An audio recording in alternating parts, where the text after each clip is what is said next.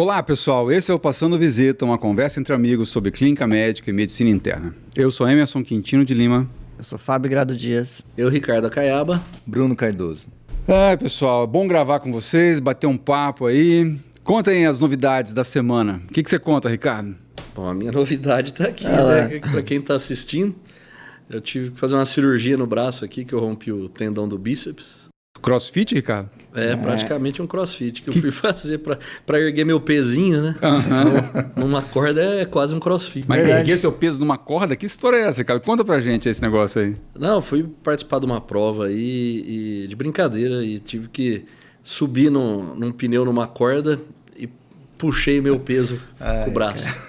Então, aí, peso livre, estourou teu ombro aí? Não façam isso, não recomendo. A não ser que esteja bem em forma, né? E aí agora tive que operar, né? Então tô de molho aqui com o braço direito. Ai, meu Deus do céu. Mas tá bom. E você, deu Bruno? Tudo certo. Você tá vivo aí, né, Bruno? Não tem nada estragado não, né? Perdeu nenhum pedaço? Perdi um pedaço da cabeça, né?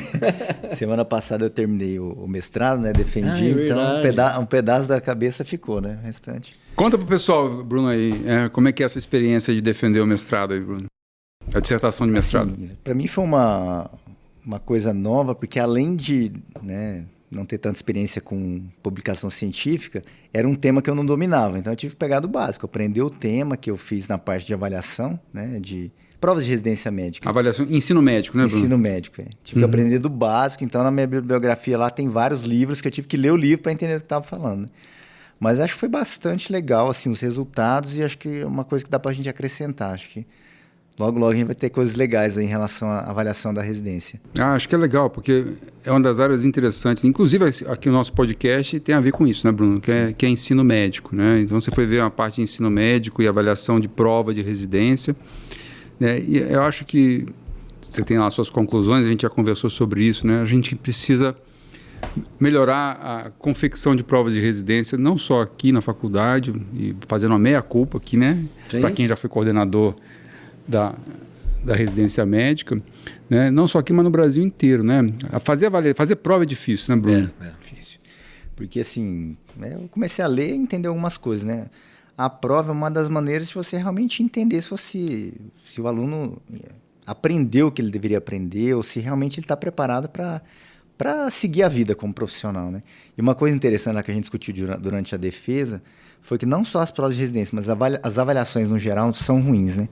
Inclusive avaliações para títulos de especialista em geral, né? Nem fala, Bruno. Provas mal feitas, né? Então... Eu já fiz duas aí, a de nefro e a de terapia intensiva, passei nas duas faz muito tempo e vou dizer para vocês que não são provas assim ideais, né? Mudaram muito ao longo dos anos, na verdade, da época que eu fiz para cá. Mas acho que tem espaço para melhoras, para avaliação de títulos especialistas, as provas que a gente administra para os nossos alunos durante a graduação, né, Ricardo? Sim. Eu participo da comissão de título de especialista da Sociedade Brasileira de Reumatologia. E todo ano tem uma discussão para melhorar, porque é muito difícil avaliar, ainda mais avaliar a parte prática também, né? Não é só avaliar a teoria, né? Avaliar habilidades práticas da pessoa, né? Ô, Fábio, o que tem dentro dessa caneca sua aí hoje, Fábio? Hoje tem Guaraná Zero. Guaraná Zero? Verdade? Você vai dar dica de vinho agora ou é no final, Fábio? Não, então. Faz tempo, né, que eu não dou dica de pois vinho. Pois é, né? Nossos ouvintes têm reclamado, cara. Então. Você sabe que... Eu tava ali, porque a gente tá aqui na casa do Bruno. Não dá para as câmeras verem, né? Mas ali pra cima tem uma prateleira com os vinhos, tudo que o Bruno ganhou. Então, assim, tem um que é recente. Então. Inclusive eu dei de presente para ele por conta do mestrado. E como o Bruno vai mudar, né, daqui uns meses, e não vai dar para levar esses vinhos... Beber todos. O que eu tô de olho, né? Tomar os vinhos dele. Cara, então nós temos uma desculpa para a próxima gravação. Abrir aqui um vinho aqui. Exato. Então Olha, tá por certo. Episódio dá pra você tomar um... se a gente fizer por cada gravação um vinho, acho que dá certo a conta. Exato. Tá certo. Eu tava aqui olhando pra câmera, mas lá pra... mas antes que a Mariana, a esposa do Bruno, desça aqui e venha brigar com a gente... Confisque os vinhos. Confisque os vinhos, tá certo? E leve embora. Eu acho bom a gente conversar sobre medicina um pouco, né? Tá certo. Pessoal, hoje, quebrar a rotina aqui, eu que vou ser o speaker aqui da vez, tá certo? Então, me chamaram para ver um caso residente me levou para ver um caso na interconsulta da nefrologia que eu acho que vale a pena compartilhar com vocês aqui, que é um caso bem curioso, né? Um caso multidisciplinar, que envolve, acho que todas as especialidades da clínica médica, né?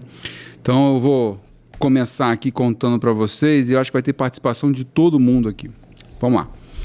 Era uma moça de 28 anos, natural e procedente de uma cidade aqui da nossa região, de São José do Rio Preto. E a queixa principal que ela deu entrada em outra instituição foi formigamento e fraqueza há um dia. Essa era a queixa principal, tá? Mas ela tinha um relato de ter iniciado na manhã do dia que ela foi internada um quadro de parestesias e paresia em membro superior esquerdo, que evoluiu para o braço contralateral, para o membro superior direito, e, de repente, uma paraparesia no intervalo aí de mais ou menos um dia. E isso aqui levou ela a procurar essa instituição onde ela foi internada. É difícil, né? Porque às vezes a gente não tem todas as informações, pessoal, mas o que a gente conseguiu de informação, né, que dá para compartilhar aqui, descrição, né, de encaminhamento, é que ela tinha um quadro de tetraparesia espástica, os reflexos tendinosos eram normais, e ela tinha um sinal de Babinski positivo à esquerda e não tinha sintomas ou sinais de pares cranianos ou esfíncteres alterados, tá certo? O que a gente conseguiu de informação, ela não tinha nenhuma comorbidade prévia, negava o uso de qualquer medicação ou alergia, e com essa história ela deu entrada em outra instituição e posteriormente ela veio transferida para a gente, tá certo? Ô Emerson, então só para esclarecer aqui, ela no início começou no membro superior esquerdo, depois evoluiu para o membro superior contralateral, ficou com uma paraparesia. Isso, paraparesia. E ela evoluiu para uma tetraparesia. E evoluiu para uma tetraparesia, tá certo? Então, assim, um quadro progressivo, um quadro rápido, progressivo, né? Em um dia. mais ou menos, o que a gente conseguiu de informação, Ricardo, mais ou menos um dia, tá certo? Essa evolução rápida aí de fraqueza e de paraparesia em intervalo de 24 horas aí, tá? Bom, eu vou inverter um pouco a lógica aqui das discussões normalmente. Deixa eu fazer uma perguntinha. Pois não. O que ela fazia? Ela era uma trabalhuma braçal, assim, Fábio. Assim, acho que ela trabalhava em limpeza, serviços gerais, numa firma, num comércio, eu acho. E o início do quadro tem como gatilho a atividade profissional dela ou não? A princípio, não. O que a gente teve de informação, tá? Vida como ela é, como eu costumo dizer, né? Essa é a história que veio descrita no encaminhamento e mais para frente eu vou passar para vocês as informações que a gente conseguiu depois, tá? Depois a posterior, quando você passar essas informações, vou explicar por que eu estou perguntando disso. Perfeito. E doutor Emerson, é o primeiro episódio da vida ou isso já tinha acontecido anteriormente? Neste momento, Bruno, a gente só tinha isso de informação, tá certo? Okay. Então, esse quadro que eu descrevi. E aí, a gente conseguiu os exames dela lá da admissão desse hospital, mas eu vou deixar para passar esses exames mais à frente para vocês, tá certo? Bom, quando ela veio transferida aqui para a nossa instituição, para o hospital de base, a gente foi tentar resgatar tudo que estava acontecendo lá, tá? E ela ficou internada nesse outro hospital por apenas 2 dias. O que chamava atenção nos exames laboratoriais de lá, ela tinha um hemograma normal, 13,9 de hemoglobina, 8.300 leucócitos, o diferencial normal, plaquetas 260.000 normais, tá? Uma creatinina de 1,3 para uma moça aí de 28 anos, um sódio de 145, um potássio de 2,2, tá? E um exame de urina com pH de 6,5, uma densidade de 1.005, discreta leucocitura, 36.000 leucócitos, 8.000 eritrócitos, que são normais, hemoglobina 2 cruzes, na ausência de hematura, né? E não tinha proteína nesse sedimento urinário, tá? Então, reforçando né, os exames laboratoriais da admissão lá, tinha uma creatinina de 1,3, um potássio de 2,2, hemograma normal e o sedimento urinário pH de 6,5, densidade de 1.005, uma leucocitura discreta, não tinha hematúria, mas tinha hemoglobina 2 cruzes no sedimento urinário. Lá nessa outra instituição, ela evolui com a piora clínica, rebaixamento do nível de consciência e ela acaba sendo entubada, Fábio. Nossa. Lá. Aí complicou um pouco a história. Porque até essa alteração de nível de consciência, eu estava aqui pensando, por que eu havia questionado sobre se havia tido um gatilho de esforço físico? Afinal, a atividade diária dela tem uma demanda muscular física grande. Porque existe aquela situação que é a paralisia periódica hipocalêmica. Sim. Forma familiar. Que normalmente são doenças de canalículos de potássio, em que o paciente tem, normalmente, pós-atividade física ou pós-ingesta abusiva de carboidrato, um cenário de hipocalemia abrupta, e o quadro clínico é tetaparesia espástica. Né? Então, Sim. assim, faz diagnóstico diferencial com a forma tireotóxica. Né? A gente também tem a paralisia periódica hipocalêmica tireotóxica. Lembrar também que o hormônio tiroidiano promove maior captação celular de potássio. Eu estava outro dia, a gente discutindo com os residentes sobre hipocalemia. Eu não sei explicar nesse momento porque que a paciente rebaixou o nível de consciência. Mas eu acho que vale a pena a gente tentar, o dado de exame laboratorial que a gente tem para começar o debate é um potássio indubitavelmente baixo. Certo? Então acho que eu vou te ajudar. Tá certo? Porque como eu comentei, no segundo dia de internação nessa outra instituição, ela evolui com rebaixamento do nível de consciência, tá certo? E aí são colhidos novos exames. O hemograma tem uma alteração, ela tem agora uma leucocitose, não sei se ela teve um quadro infeccioso lá, talvez, não sei se aspirou, enfim. Tá? Então 19 mil leucócitos, tá? É o que chama mais atenção no hemograma. Tem uma piora de função renal, ela sai de 1,3 para 2,8 de creatinina. Dobro. O sódio de 148, o potássio permanece em 2,2. E tem uma gasometria, Fábio. Né? Provavelmente essa gasometria, eu não sei dizer se essa gasometria foi ar ambiente ou não. Só segura um pouquinho a gasometria, porque eu acho que eu estava tentando montar um fluxograma de investigação de hipocalemia. E a gente sabe que tem as perdas renais e os quadros extra-renais, né? Então, os extra-renais, tanto perda por tubo digestivo, diarreia. Baixa ingesta é muito raro como é um fator isolado, certo? E tem os fatores de translocação, igual eu estava falando da paralisia periódica hipocalêmica, a tireotoxicose, em que o potássio vai do intravascular para o intracelular. Ô, Ricardo, tô comendo aqui, pessoal. Andei engasgada. É a primeira vez que eu vejo um endócrino discutindo hipocalemia, Ricardo. O Fabinho gosta. Mas é que, como eu faço enfermaria de clínica, potássio e hipocalemia a gente encontra direto, não é, Bruno? Todo dia. Eu tava tentando montar um fluxograma para facilitar a investigação, o raciocínio dos residentes. E um exame, uma avaliação que a gente pouco faz, e que você encontra na literatura, inclusive se quem for ler up to date, é para você discriminar as formas de perda renal das formas por ou translocação ou perda intestinal, é você usar a relação potássio-creatinina na amostra isolada de urina. Mas aqui, por enquanto, Fábio... Não, sim, nesse caso não vai ter. Não, aqui, por enquanto, estou passando para vocês os exames de outra instituição. Eu acho que vai valer a pena a gente usar esse raciocínio seu um pouquinho mais para frente e não vai demorar para a gente usar isso daí. E essa é uma ferramenta muito legal, pessoal. Urina, eu costumo dizer, não joga fora urina no hospital não, pessoal. Tá certo? Dosa. Tá certo? Dosa o que vocês quiserem. Dosa eletrólito, dosa ureia, dosa creatinina. Brinca um pouco. Se tiver no laboratório, você pede para Tá certo? Brinca um pouco. Tem distúrbio eletrolítico? Brinca com a urina, né? Tá certo? Porque a gente só tem, Fábio, o sódio normal no sangue porque existe o rim, né, cara? Sim. Tá certo? Que a gente joga o que não presta para fora, o excesso. Né? O potássio é normal porque existe um rim que funciona. Tá certo? Mas vamos lá.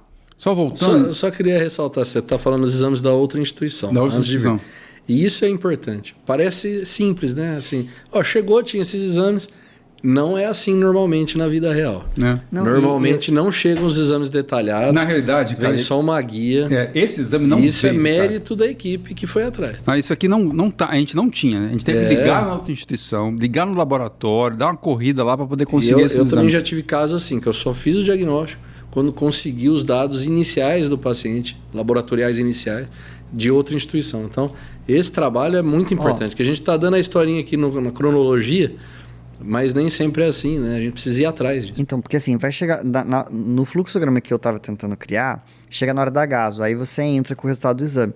Tá, segura um pouco então, só para poder o nosso ouvinte recapitular até aqui agora. Então, a moça, jovem, 28 anos, com um quadro de fraqueza muscular importante, que evolui para a tetraparesia, ela acaba rebaixando o nível de consciência, é entubada, o primeiro exame laboratorial que chama atenção é um potássio de 2,2, uma creatinina de 1,3, um sedimento urinário com pH de 6,5, uma densidade de 1.005, hemoglobina na urina positiva, na ausência de hematúria. No segundo dia, ela evolui, é entubada, tá certo? O potássio continua em 2,2 e aí nós temos um agaso, tá? E aí eu não sei se essa gaso, que forma que foi colhida, né? Se era em ar ambiente, se era entubada. Antes do Terence falar gaso, tem coisas esquisitas nesse caso, estranhas. Duas coisas estranhas. Primeiro, é uma insuficiência renal com potássio muito baixo. Pois é. Segundo, é uma alteração da urina aqui que eu não vou falar agora, mas tá esquisito. Pois é, eu tô jogando umas casquinhas de banana para vocês... Ele tá insistindo na urina. Essa urina não tinha nada demais, assim, então, vamos lá. No primeiro olhar. Mas o Emerson já repetiu 3 vezes a urina. Então, é porque a urina que eu tô falando pra vocês. Não joguem fora a urina. Tô dando a dica já pro ouvinte. Ó, vem a gaso. Ele quer falar gaso, deixa ele falar gaso. Porque a gaso ajudou mais pra frente, tá? É que depois vai voltar pra trás. Deixa ele falar gaso, vamos lá. pH. Eu vou voltar, fica sossegado, cara. Né? Hoje quem fala sou eu, não é você. pH 706, Opa. um PO2 de 108, um PCO2 de 34, um bicarbonato de 9,7, um base excess de menos 20, Fábio. Tá? Guarda isso aí que eu vou dar para vocês mais ferramenta depois. Por conta desse rebaixamento do nível de consciência, né, ela foi vista no outro hospital pela equipe da neurologia, foi coletado um líquor, tá certo, que veio normal, sem grandes alterações, e foi solicitada uma ressonância nuclear magnética, tá certo, de crânio, de encéfalo.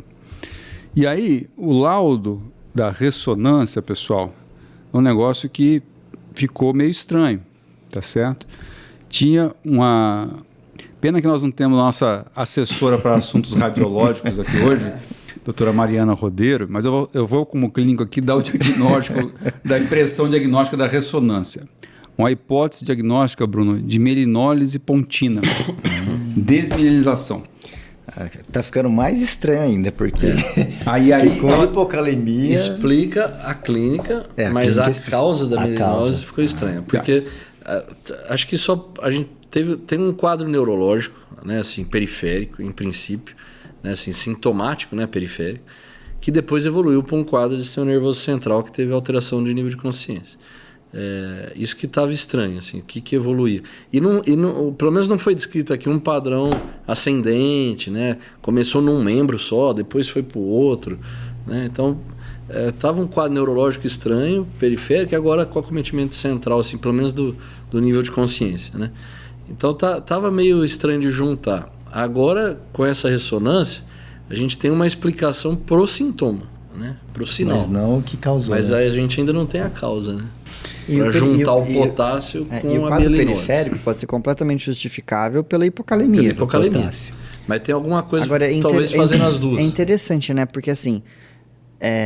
eu nunca vi isso, mas a gente sabe, por exemplo, que pacientes que você vai corrigir o sódio e que tenham concomitantemente hipocalemia, você aumenta o risco de lesão osmótica, certo? Então, isso, aliás, chama isso bastante atenção.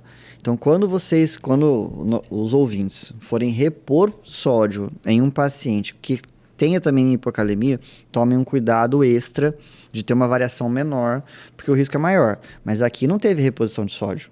Não, e por sinal, né, quando ela chega na nossa instituição, Fábio, enfim, eu vou dar para vocês aqui e vou entrar nesse raciocínio que você fez, tá? Ela estava em ventilação entubada, em ventilação mecânica, não estava usando droga vasoativa, o exame físico não tinha nada que chamasse muito atenção, tá certo? A pressão de 100 por 60, sem uso de droga vasoativa, o exame neurológico prejudicado, porque ela estava sedada, tá certo? E aí, Fábio, nós temos os exames da entrada no hospital de base. O hemograma, o mesmo padrão, 14 mil leucócitos, né? Hemoglobina de 14, plaquetas normais, uma ascensão da creatinina, uma piora de função renal, a creatinina foi para 4,8, sódio 144, e aí nesse momento que o nefrologista foi chamado para poder fazer a avaliação da insuficiência renal, e foi aí que eu pedi os exames, e aí nós vimos que tinha um sódio normal de lá. Uhum. Então, de posse dessa informação, de um sódio normal de outra instituição e um sódio normal na chegada aqui, essa hipótese que você falou de correção rápida do sódio para ser causa dessa doença desmineralizante, pelo menos eletrolítica, clássico, não parecia ser, né? E o potássio na chegada no nosso hospital, 1,6. Pior ainda, mais baixo ainda. Mais baixo ainda. Tem magnésio? Tá certo? Magnésio de 3,3, Fábio. Então, né? magnésio como normal, causa, não é na o chegada, magnésio. fósforo 4,2, um cálcio total de 9,6 e a nossa gaso, Fábio. pH de 7,05, tá certo? PCO2 de 30, um bicarbonato de 8, um base excess de menos 22. Ó, agora eu vou concordar com o Fabinho, porque assim, acho que o caminho, diante de tantas coisas estranhas, para a gente começar a investigar esse caso, acho que tem que ser pelo potássio. A gente tem que puxar o potássio e depois o Fabinho vai descrever um raciocínio que eu acho bem bacana. É o caminho que eu acho que a gente tem que fazer, porque assim, tá muito desproporcional, piorando a função renal, o potássio dele caindo. Acho que tem Dela, dois, né? tem, Era uma tem dois paciente possíveis caminhos, porque tem dois dados laboratoriais que são realmente inquestionáveis e que a doença que você vai colocar como hipótese tem que explicar. Primeiro, a hipocalemia e segundo, a acidose metabólica. Mas a acidose aí, Fabinho, eu acho que tem muita coisa misturada. Tem. Eu acho que o potássio mas o o caminho potássio- melhor. O Bruno tá louco com a língua para falar. Não tô não. Tá certo, você e também, o Ricardo, tá todo mundo aqui envolvido, tem muita coisa Eu legal. não tô louco pra falar, não. Não, assim, mas eu queria ver até eu tô o que tentando ele acha entender. do caminho. Tem várias formas de fazer o raciocínio clínico de um caso como esse. Você pode pegar por vários caminhos. O que eu utilizei no dia que eu fui ver esse doente foi pelo potássio. Por quê? Porque é a minha zona de conforto, tá certo? E pelo potássio, tá? Só para poder dar um negócio aqui que o Bruno falou, insuficiência renal com potássio baixo, logo vem a cabeça de todo clínico, nefrologista, intensivista, que é leptospirose. Ou Tá uma certo. tubulopatia. É isso. Mas O leptospirose túbulo é uma tá coisa ruim. que... leptospirose é um negócio que... potássio baixo com insuficiência renal, o nego pensa logo em leptospirose. E aqui não tinha nenhuma história, não tinha nada para poder pensar. Abrupto, né? Abrupto e tudo. Tá? Então, nós temos um caminho, Fábio, que é raciocinar pelo potássio. Aí, vai em frente, Fábio. Como é que você faria o raciocínio? Então, assim, o primeiro exame, quando a gente não sabe a causa, é lógico que esse caminho você pode pular, eventualmente vai depender do contexto de história clínica. É você fazer uma relação potássio-creatinina urinária, certo? Então, se você tiver uma relação maior que 13 mEq por grama de creatinina, você tem uma perda renal. O segundo passo seria avaliar se o paciente tem hipertensão, porque, e principalmente uma hipertensão correlata à hipocalemia. Porque se ele tiver hipertensão, você vai caminhar para as causas mineralocorticoides ou mineralo-like. Então, uma síndrome de Liddle, um hiperpara primário, uma síndrome de Cushing. Terceiro passo seria você avaliar a gaso. Só lembrando, Fábio, que se não tiver hipertensão arterial, você pode pensar em Barter, Mas são os próximos passos. né? Então, assim, acho que vai ser interessante. Então a gente já deixou de lado aqui, né, as causas que não são por perda renal, quando a relação da maior que 13. Depois da hipertensão, né, tendo hipertensão correlata à hipocalemia, você vai para síndromes mineralo-like, certo? Então, Liddle, o hiperpara primário Prepara não, hiperaldo primário e Cushing. E aí, agaso. Se o paciente tiver alcalose metabólica, então você vai pensar no uso de diuréticos, no Barter e no Gitterman. Se o paciente tiver acidose, você vai pensar nas acidoses tubulares renais. Principalmente a tipo 1 e a tipo 2, porque a tipo 4 é hipercalêmica. E aí, para diferenciar as duas, você vai olhar o pH urinário. Né? Porque a tipo 1, o problema está na célula intercalada, ou célula principal, que é responsável pela acidificação da urina. Então, quando você tem o comprometimento dessa célula alfa, ou principal, ou intercalada, né? O nome da sua preferência, você tem uma incapacidade de secretar ácido. Então, essa bomba, né, a bomba que está defeituosa dessa célula, ela secreta H+, e reabsorve potássio. Ela é disfuncional, ela passa a ter dificuldade de secretar H+, e dificuldade de reabsorver potássio, então você tem a calurese aumentada. E você tem um pH urinário que ele é paradoxal, né? Porque o paciente está acidótico e a urina está tendendo a alcalina. Já na TR tipo 2, né, você não tem esse comprometimento do processo de acidificação da urina. Então, o pH urinário vem menor que 5,5. Na TR tipo 1, ele vem maior que 5,5. Então, esse foi o caminho que eu... E foi o caminho que eu utilizei quando eu fui ver essa paciente, tá certo? Mas, de novo, vida como ela é, né? A gente precisa de mais informação, tá certo? A gente solicitou os eletrólitos urinários, que depois a gente vai comentar. Eu acho que, só um comentário aqui, o Fábio, vocês estão acostumados a lidar com isso, eu não, né? Pegar hipocalemia no dia a dia, não estou acostumado a acidose. Mas fiz um raciocínio bem mais simples, que não ia chegar onde vocês vão chegar, mas para o ouvinte talvez ajude quem não tem experiência nisso. Porque o que nós temos dos dados aí, né? Uma hipocalemia, acidose e insuficiência renal. Uma mulher jovem. Mas que órgão que pode interferir nessas três coisas, né? Então, eu acho que aí, logo quando a gente estava comentando aqui, eu já estava esperando alguma coisa relacionada ao rim, né? E a túbulo, né? Então, porque a gente falando em acidose e potássio, geralmente a gente está envolvendo túbulo. Então não precisa de saber tudo isso, entendeu? Mas dá para o clínico juntar essas pistas e falar, não, eu tenho que estudar isso para entender esse caso. Né? E aí ir atrás desse raciocínio. Que só lembrando que essa paciente, né, tem esse raciocínio que o Fábio falou através do potássio, tá certo? E nós estamos lidando com uma paciente que está em ventilação mecânica, rebaixamento do nível de consciência e tem uma ressonância com doença desmineralizante na ponte, tá certo? Então, tá difícil de juntar tudo por enquanto. Não explicou. A gente consegue, se a gente for progredir aqui o raciocínio, se a gente está entre uma... Então, a gente tem uma hipocalemia com acidose metabólica, o componente seria uma acidose metabólica, só lembrando, hiperclorêmica, certo? O que pode atrapalhar um pouco, se você fosse seguir o raciocínio via gaso, né? Então, se você pensasse, bom, vou investigar via gasometria, quando a gente não sabe o que o paciente tem, e tem acidose metabólica, você calculou onion gap. Fábio, você quer calcular onion gap? Vamos lá, vamos fazer os dois caminhos. Então, calcula, como é que é o cálculo do onion gap, Fábio? Então, é o sódio menos a soma do bicarbonato e cloro. Tá, você tem papel aí não, né? Vai de cabeça? Pode ser, vamos tentar. O cálculo aqui. Então tá bom. O Bruno, nosso... Puxa a calculadora. Esse é o nosso Kumon, man. Sódio menos cloro mais bicarbonato. Falar. Então, sódio. Eu tô usando o computador, né? Não, eu tô colando aqui porque eu... 144, o sódio de entrada. Menos. Tá certo? Cloro de 114. Uau. 114. Tá certo? E o bicarbonato de 8. Deu um onion gap de 22. 22. Beleza. Tá, como é que é o onion gap, Fábio, na acidose tubular renal? O onion gap é normal. E aqui nós temos um onion gap de 22. Aumentado, exclui? Não, porque o que acontece? Se o paciente tiver um outro motivo, uma outra condição que gere também uma outra acidose com onion gap aumentado, vai ser difícil, pela análise exclusiva do valor absoluto do onion gap, negar a presença da hiperclorêmica. E no caso aqui, a paciente tem a injúria renal aguda. Tem insuficiência renal grave. Que é uma das causas, só para lembrar aqui para o ouvinte, né? As 7 causas de insuficiência, de acidose metabólica com onion gap aumentado.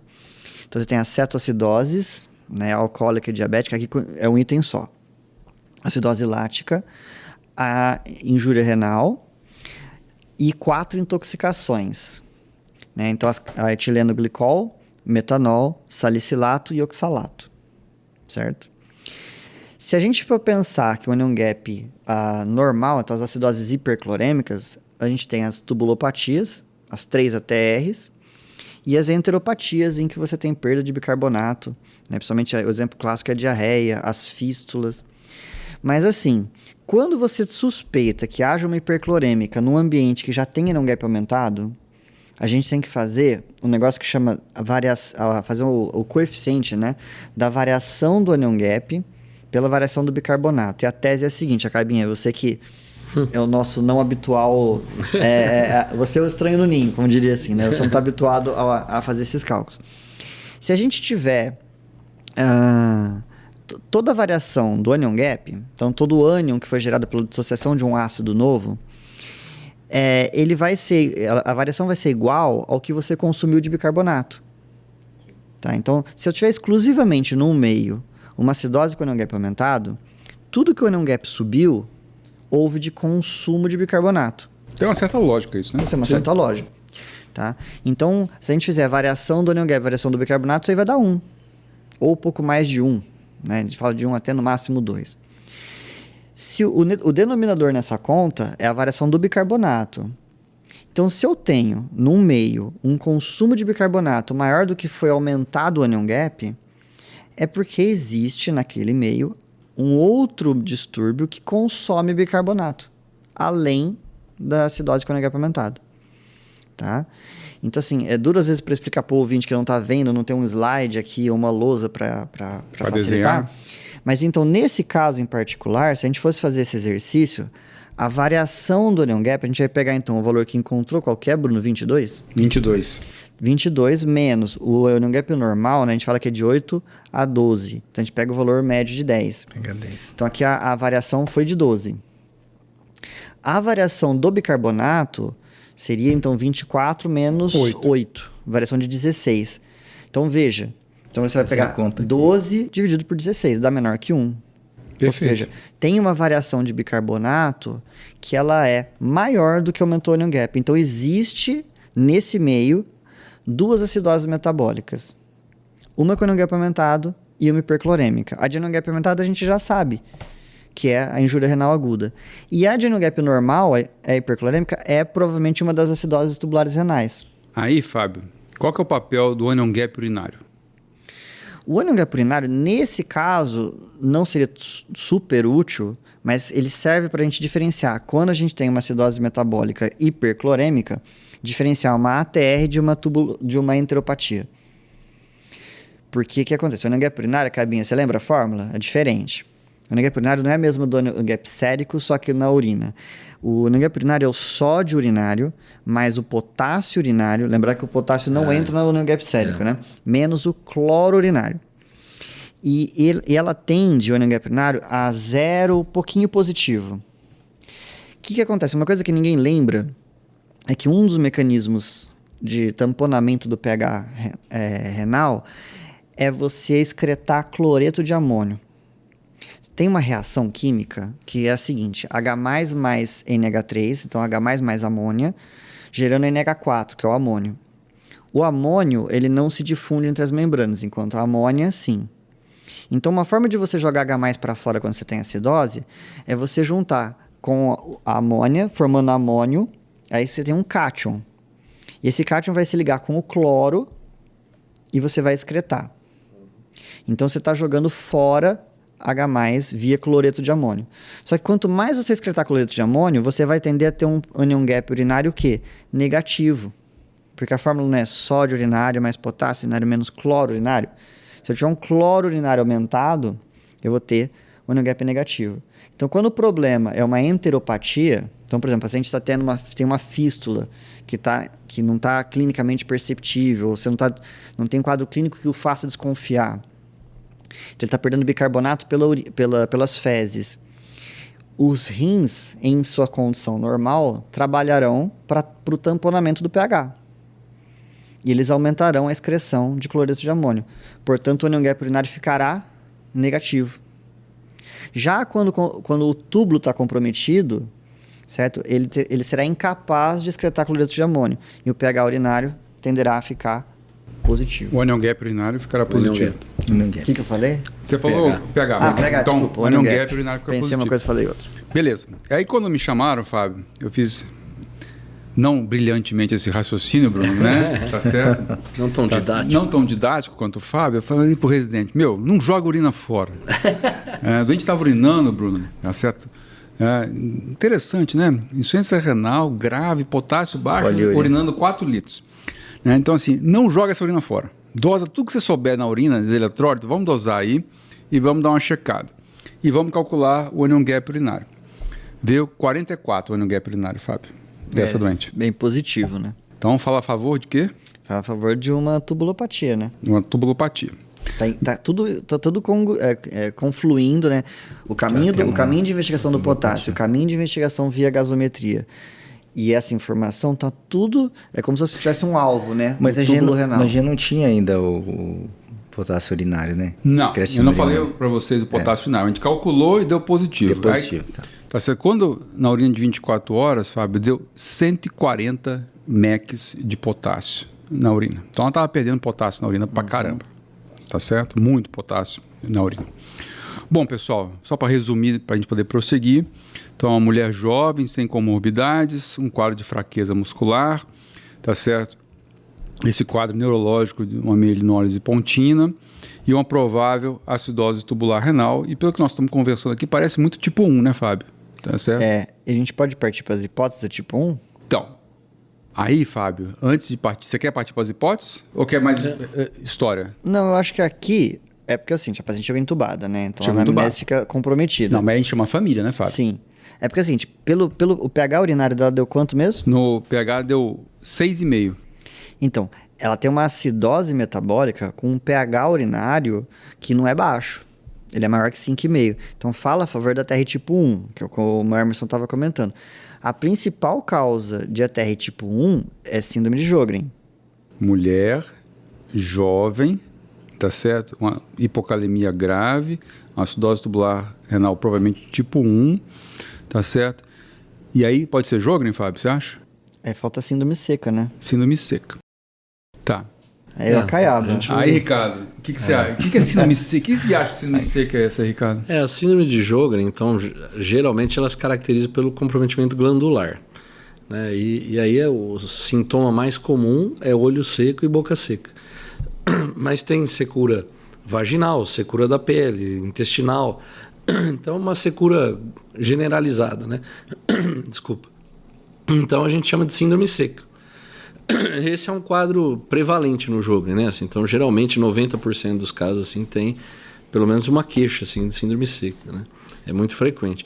E, geralmente, o Sjögren é uma doença de instalação insidiosa, né? Porque você vai ter esse comprometimento glandular autoimune, gradual, e vai aparecendo, vai se agravando, né? Então, o paciente vem há meses, anos com esse quadro, aí pode aparecer comprometimento de outros órgãos, né, extraglandulares, que a gente chama. Então, geralmente é um quadro insidioso, né, que a gente investiga. Não é comum a gente pegar um paciente que há um dia teve esse quadro neurológico assim e pensar em Sjögren, né? Mas a gente já comentou num outro episódio aqui sobre acidose tubular e Sjögren, né? É uma hipótese, assim. Aí, Bruno... Assim, aí, depois eu quero que o Emerson explique, porque assim, tem uma coisa que não está casando com tudo. Eu acho que ele deve ter explicação depois. Que é o quê, Fábio? Que é o quadro central. Que é o quadro central. Isso, a mielinose. Tá. Bom, aí, Bruno, aquele negócio, né? Isso aqui é uma sexta-feira, viu, pessoal? Né? Esses casos enrolados aparecem sempre assim no... Sexta no final da tarde. Sexta no final da tarde. Mas foi a verdade, viu? Eu fui ver sexta-feira junto com o residente, esse paciente. Aí eu falei pro residente, chama a família e conversa. Porque a hipótese aqui pode ser Sjögren, tá certo? E nós não temos nada aqui, só não estou conseguindo entender. Só não estou conseguindo entender aqui esse quadro central por enquanto, não estou conseguindo entender. Tá certo? E aí a residente chama a família, tá certo? E conversa, Bruno. E tinha uma história de olho seco e boca seca há 3 meses. Importantíssimo. Tá certo? Tá vendo? E aí vamos lá, a vida como ela é. Eu gosto de contar os casos sem mascarar as coisas aqui, né? Pensamos em Sjögren. Os exames. Pensamos em Sjögren, tá certo? Ricardo, quais são para fazer diagnóstico laboratorial, tem história. Isso. Nós temos história agora. Nós temos algumas coisas dessa paciente que vão para acidose tubular renal tipo 1, que o Fábio já comentou que é prevalente no Sjögren. Pedir os autoanticorpos, quais seriam? Para fazer diagnóstico. É importante para o diagnóstico caracterizar o quadro clínico aí que vocês já comentaram e se tem uma alteração laboratorial autoimune compatível com o Sjögren, né? Então, geralmente a gente pede o FAN, que o FAN está presente em uns 70% dos casos, mas não é obrigado a ter, mas é a grande maioria. Pode ter fator reumatoide. Qual é o padrão, Caibinho? O mais comum, nuclear pontilhado fino. Nuclear pontilhado fino. Mas isso é importante, que isso é o padrão de qualquer FAN que você pedir em qualquer lugar, é por imunofluorescência, né? Então o padrão quem dá é o técnico. Então a gente tem que entender que é uma interpretação de uma pessoa aquele padrão. Então não pode sair jogando fora a hipótese por causa do padrão do FAN. Mas o que a gente espera é um nuclear pontilhado fino. Por quê? Porque é o que tem relação com anti-Rho e anti-LA, né? O anti-Rho e o anti-LA são os dois autoanticorpos mais comuns no Sjögren, né? Tanto que eles são chamados de anti-SSA e anti-SSB. SSA é o Rho, que é de síndrome de Sjögren A e síndrome de Sjögren B, né? Porque é dessa prevalência, né? Então, às vezes, vocês podem ver no livro, assim, em vez de anti-Rho, anti-SSA. Então, por causa dessa importância dele na síndrome de Sjögren. Mas lembrando, ele pode aparecer no lúpus, é comum no lúpus cutâneo, por exemplo, pode aparecer em outras doenças, miopatias inflamatórias. Então, o anti-Rho não é exclusivo. Existem mais de um tipo também, a gente sabe hoje de anti-Rho, né, que dá para subdividir. Então, é complexo isso, né? Mas o que a gente espera, que a gente pesquisa aí para pedir, né? Então, o FAN, antes de entrar, né, nesses que às vezes não é todo lugar que faz, um anti-Rho, anti-LA, né? Geralmente vai para fora e tal. O que dá para fazer mais rápido também é fator reumatoide, também uns 70%. O FAN, eu falei 70%, mas acho que é uns 90%. O fator reumatoide que é 70%. É mais prevalente o fator reumatoide em Sjögren que em artrite reumatoide, né? É interessante. Então a gente pode fazer esses dois. Outra coisa é a eletroforese de proteína, que é muito comum ter hipergama, né, hipergama policlonal. E aí o anti-Rho e anti-LA. Então o peso maior, né, não é totalmente específico, mas o peso maior é o anti-Rho. O anti-LA ele pode aparecer no Sjögren, mas geralmente acompanhado do anti-Rho. Então o anti-LA para o diagnóstico geralmente não acrescenta tanto. Se tiver que escolher um só, faz o anti-Rho, né? E é importante se você conseguir caracterizar que esse paciente, essa alteração imunológica dele, que está causando algum quadro, né? Então, se a gente puder ter biópsia, né, de glândula, a gente fala da glândula salivar menor, que é mais fácil de fazer. Você faz por dentro da mucosa do lábio, inferior e interna, rapidinho, né? É super simples de fazer, geralmente faz no consultório, às vezes o otorrino faz, e tem que ter só um patologista que sabe avaliar se aquele resultado é compatível ou não com o Sjögren. Tem que ter uma experiência para isso. Tem até critérios, né, na literatura para isso. Então a gente tenta caracterizar. Tem uma cialadenite crônica, linfocítica, que o Sjögren predomina infiltrado de linfócito, né? Então, linfocítica. E tem uma alteração autoimune do tipo anti-Rho, por exemplo, um FAN, aí vai pesando, né? A gente vai somando esses fatores. A gente não faz diagnóstico com um item só, né? A gente vai pesando. Hoje em dia, os critérios de classificação são por pontuação, né? Vai pontuando até atingir uma pontuação que permite a gente classificar como Sjögren para estudo, né? Não para diagnóstico, mas para estudo. E aí a gente pode copiar um pouco para diagnóstico.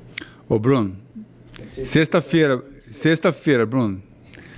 Eu vou contar a verdade, que sem esconder nada. Eu estava de plantão, tá certo? Na diálise, tá certo? E aí comecei a estudar esse caso igual um louco, tá certo? Sabe aqueles casos que motivam você a estudar, correr atrás, desafio, tá certo? Então, estava lá tocando a diálise, e estudando, tentando achar as coisas, não conseguia juntar tudo.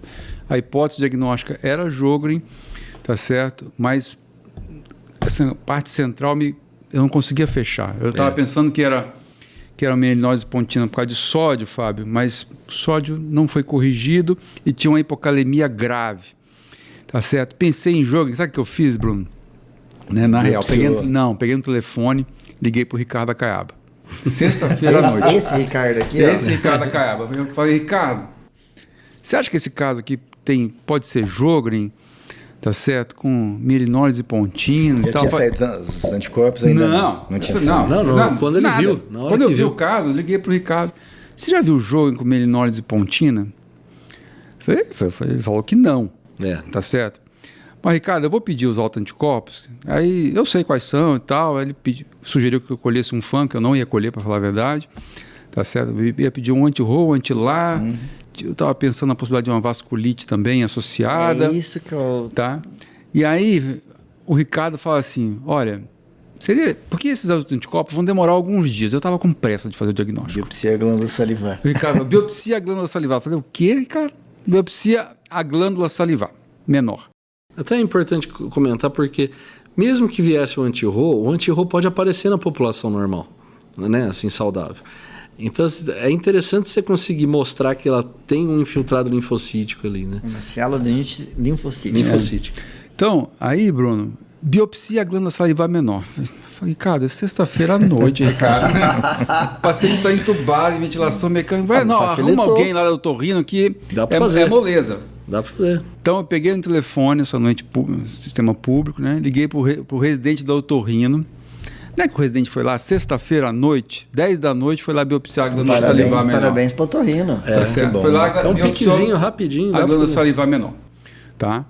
E colhemos autoanticorpos e esperamos o resultado que vai sair mais à frente. Bom, Fábio, só para poder contar, né? E a Essa mielinólise? paciente aqui, ela foi reposto bicarbonato, foi reposto potássio, deu um baita trabalho para tentar normalizar. Essa paciente não precisou dialisar, tá certo? Ela foi tratada de maneira conservadora e a função renal foi melhorando, tá certo? Não precisou dialisar. Ótimo. Tá? E aí, biopsia uma glândula salivar, Ricardo. E aí você fica no pé do patologista, né? Tá certo? Fica no pé do patologista. Sexta-feira à noite, entrou no laboratório. Tem que preparar a lâmina. Sábado, tá certo? Segunda-feira eu mandei o residente ficar lá de prontidão para poder... Cadê o resultado?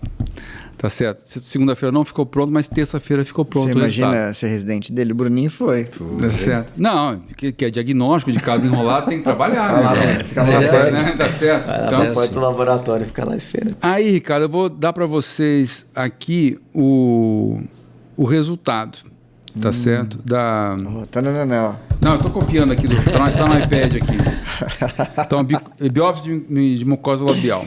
Presença de 7 agrupamentos com mais de 50 linfócitos. Então, Isso. tinha uma cialadenite, tá certo, Ricardo? Então, Importante. tinha uma cialadenite linfocítica e o que a gente chama de agregado linfóide aí é a presença de mais de 50 linfócitos Isso. em 4 milímetros quadrados, né? Isso. Que é quando o patologista vai avaliar, se ele achar pelo menos um agregado linfóide assim, um foco desse, né, bem caracterizado, a gente já considera para o diagnóstico de Sjögren. Pelo menos um. Aí tinha quantos, você falou? 7. 7. Tá. Então, tinha uma infiltração linfocítica importante. Né? Então, aí o patologista, para resumir aqui, né, os achados sustentam o diagnóstico, a hipótese diagnóstica de síndrome de Sjögren. Mas não tinham os autoanticorpos ainda. Né? Então, esses autoanticorpos, Fábio e Bruno, saíram alguns dias mais à frente, Demora depois um pouco, do resultado da biópsia de mucosa labial. Veio, dos exames que eu pedi, né? Um complemento C3 e C4 normais, Ricardo, tá certo? Um FAM 1/640 pontilhado grosso. O anti-RO, o valor positivo vai ser um valor reagente maior que 10, veio 240. E o anti-LA também é maior que 10, veio 320. Forte, né? Agora parece que né? Tem tudo. Mas sabe o que é interessante, né?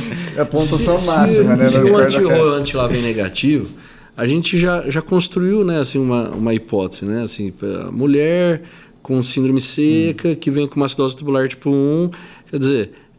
e aí você biopsiou a glândula salivar, veio cialadenite linfocítica. É Sjögren. Olha como, né? Porque normalmente todo mundo ia pedir primeiro o anti-RO, né? Mas olha como a importância do anti-RO vai diminuindo se a gente tiver mais dados, né? Mas é lógico, aí, né, bateu o carimbo aí, o martelo aí, né? Mas agora ainda tem uma pergunta que eu não consegui responder. Mas também Jogren parece que é acidose tubular renal. Nós fechamos o diagnóstico de Jogren. Mas Sim, fechamos. Isso fechou. De onde ela arrumou a mielinólise pontina? Pois é, Bruno. Aí vem a segunda parte isso aí tá da curiosidade. Tá certo? Quando eu liguei para Caiaba, ele falou, biopsia a mucosa labial. Fui lá, biopsiei e tal. E aí, Fábio... Eu fui estudar também. Vamos estudar, cara. A verdade foi essa. Eu fui ler sistema nervoso central. Eu achei que era um comprometimento vasculítico do sistema nervoso central. Foi a primeira coisa que a gente pensou. Primeira coisa, cara, assim, quais são as manifestações neurológicas do síndrome de Sjögren? O Sjögren, o principal é manifestação periférica, neuropatia periférica. Né? Então, não costuma a gente ter manifestação central no Sjögren. Então, geralmente é mononeurite múltipla ou polineuropatia periférica mesmo de fibras finas. Então, aquele quadro mais de parestesia, de extremidades, né? Então, não é esperado muito sistema nervoso central, é mais raro. Mas quando tem, geralmente é associado a um quadro inflamatório, né? Então, o principal que mais preocupa a gente é vasculite do sistema nervoso central mesmo, né? Então, eu esperaria na imagem um quadro sugestivo mais de vasculite do que de doença desmielinizante. Mas é possível, né? Então, aí a gente começa a ir atrás dos casos mais raros aí, né? Então, sabe que deixa eu perguntar um negocinho pra ele. Então, na verdade, olha só, porque nesse caso, no comecinho, depois a gente foi muito pro que a gente, zona de conforto, né, discutir acidose, hipocalemia, mas a clínica dela na entrada, porque o potássio, apesar de poder dar desestesias, é mais paresia. Uhum. Então, na verdade, o Sjögren já estava presente também na manifestação periférica dela. Sim, Fábio, com certeza. Com certeza. A parestesia pode ter relação. Então, ela misturava ali um quadro da hipocalemia, por exemplo, e com uma polineuropatia relacionada ao Sjögren. É possível. Pode ser. Aí, Fábio, PubMed, tá certo? Vai pro PubMed e vai olhar, bota lá, Sjögren, tá certo? Hipocalemia, acidose tubular renal, e vai futucando, tá certo? Não acho nada. Tá certo? Vou, Bruno, olhar mielinólise pontina, só acho coisa de sódio. Mielinólise pontina, sódio, potássio. Eu acho que o que o Fábio já tinha comentado, é uma coisa conhecida, né? Quando você corrige o sódio muito rápido, um dos principais fatores de risco para mielinólise pontina é ter hipocalemia. Isso está bem descrito na literatura, em pacientes etilistas, desnutridos, enfim, isso está bem descrito. E aí eu tentei ir procurando, Bruno, assim, mielinólise pontina com sódio normal e hipocalemia. Foi desse jeito que eu coloquei para poder ir futucando. E aí, Bruno, aparece Sjögren. Você está brincando. Tá certo? Sim. E aí eu achei alguns casos. Não, agora eu fiquei de... Tá certo. E achei alguns casos. Me mandou aí. Aí eu mandei pro Ricardo ali na própria sexta-feira ali, à noite, né, no plantão da diálise. Achei o primeiro caso escrito foi em 2000, Ricardo. Tá certo? Puxa. De mielinólise pontina por hipocalemia associada aos casos de Sjögren. E aí tem mais alguns 3 ou 4 casos escritos na literatura aí de pacientes semelhantes. Então, meu aprendizado, Fábio, nesse caso... Bacana. Tá certo? E aí tem outros casos escritos na literatura não associados a Sjögren também. Tá? Então, é uma das possibilidades, tá certo, que a mielinólise, tá certo, esteja associada ao Sjögren, sim, ou eventualmente seja por conta da hipocalemia grave que essa paciente tem. Tá certo? Então, é uma das coisas que a gente não conseguiu responder totalmente com certeza, se é do Sjögren nesse caso, ou se é da hipocalemia. Fato é que tem casos escritos na literatura de mielinólise pontina associada à hipocalemia com Sjögren, tá certo? Que é do ponto de vista de desafio diagnóstico nesse caso, foi desse. Curiosidade também, a gente foi pro fim, me veio uma coisa aqui do começo. Se tiverem a curiosidade, até porque é difícil a gente achar para mostrar para aluno, como o potássio aqui chegou super baixo, rodar um eletro? Não tinha onda U, Fábio. Não tinha. Não tinha onda U. Tá certo? Então, é uma alteração eletrocardiográfica clássica, né, da hipocalemia grave.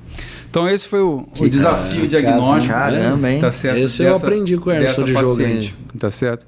E eu aprendi com o Ricardo da mucosa labial, da biópsia de mucosa labial. E aí, quando o patologista bateu o olho, Ricardo, não teve dúvida nenhuma que era... glândula salivar menor. Glândula salivar menor. Quando vai fazer a biópsia, dá para perceber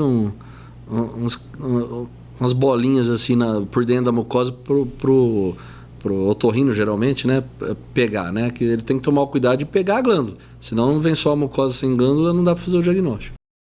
Isso aí, pessoal. Eu aprendi bastante nesse caso. caso Tá certo? Se é paciente. Paciente teve uma evolução ruim, infelizmente. Difícil, né? Tá sendo um caso, Melinólise é um caso difícil. Ô, Bruno, tá um gelo aqui na sua casa. Tá certo? Tô reclamando do ar-condicionado aqui, tá na minha careca. Sabe como é que a gente faz? Que a gente liga o ar, né? Pô, Tá certo. quando o Dr. Anderson chegar, ele vai pedir pra desligar, porque Tá, ele tá um ele gelo, friorento. tá um gelo aqui, eu sou meio friorentão, tá certo? E a gente precisa fechar esse episódio, Bruno, que eu vou jantar com o pessoal lá em casa, cara. Então, como é que você gostaria de fechar esse episódio? Acho que vou deixar o Fabinho falar do vinho. Ele me deu um vinho aí, faz tempo que ele não fala de vinho. Nós tomamos um vinho tão bom essa semana passada, né? Mas esse vinho não dá pra falar, porque Não, de outro que você quiser. esse daqui ele vai reclamar da faixa de custo, né? Não, de outro que você achar. Mas, por exemplo, eu fui com o Bruninho, a gente tinha programado a viagem pra assistir o show do Coldplay, que foi adiado, foi pra março. Só que já tava tudo pago. A gente resolveu ir pra São Paulo. Eu, a minha esposa, o Bruno e a Mari. E a gente tomou um vinho que eu não conhecia. E que... Vinho chapinha, pessoal. Vinho bom. A caiaba. Ele não conhece esse vinho. Sangue de Vinho boa. bom. Não, vinho Vinho bom. bom. E ele tá numa faixa de preço próximo aos R$100. Que no restaurante a gente pagou 120, né? Então você consegue comprar por menos. Sim. Ele chama Rómulo. Chama certo? Rômulo? Rómulo. Tudo com O. Romolo. É um vinho italiano. Ele é varietal, não blend, né? Então, blend é a mistura, né, de uvas. Né? E os vinhos europeus, os vinhos do Velho Mundo, normalmente são um blend. Esse Rómulo é uma varietal. Ele é só Sangiovese, que é a mesma uva que você tem nos Brunelos, por exemplo, nos Rossos de Monte Altino. Então, assim, que é uma uva, assim, pra comer ele é ruim, mas pra vinho ele é fantástica. E foi um vinho, né, Bruninho? Surpreendeu, hein? Que surpreendeu.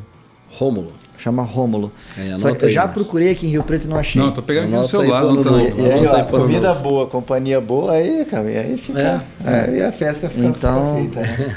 exatamente. Bom demais. Então fica aí. Fazia tempo que eu não indicava vinho. Isso aí. Excelente. Ricardo, tem um comentário final, uma dedicatória aí, cara? Não, esse caso aí, eu queria só ressaltar a dedicação que você teve, Emerson, porque se não fosse atrás, se não fosse pesquisar, não ia estar até hoje pensando o que aconteceu aí. E quem foi o residente que ficou lá na porta do patologista? Foi a Fernanda, residente da NEF lá, que Parabéns eu a botei, Fernanda, também. parabéns botei a ela lá Fernanda. grudada para ver se saía esse resultado É isso lá. aí. É isso aí, pessoal. Esse foi o Passando Visita, uma conversa entre amigos sobre clínica médica e medicina interna. Um abraço e até o próximo episódio.